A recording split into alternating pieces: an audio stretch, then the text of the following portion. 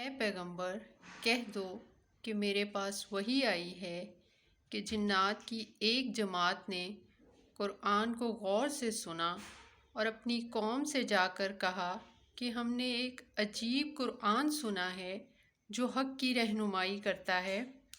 اس لیے ہم اس پر ایمان لے آئے ہیں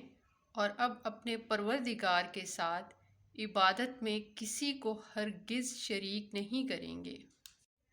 اور یہ کہ ہمارے پروردگار کی بہت اونچی شان ہے، نہ اس نے کوئی بیوی رکھی ہے نہ بیٹا، اور یہ کہ ہم لوگوں میں سے بے وقوف لوگ اللہ کے بارے میں ایسی باتیں کہتے ہیں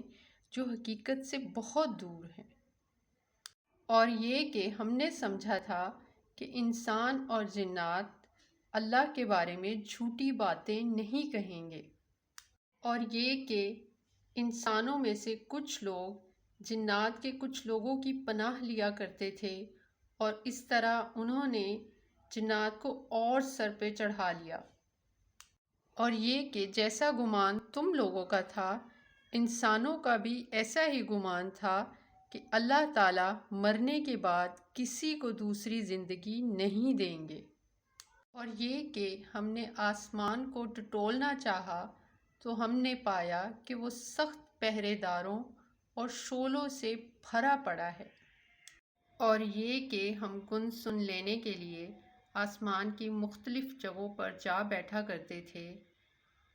لیکن اب جو کوئی سننا چاہتا ہے وہ دیکھتا ہے کہ ایک شعلہ اس کی کھات میں لگا ہوا ہے،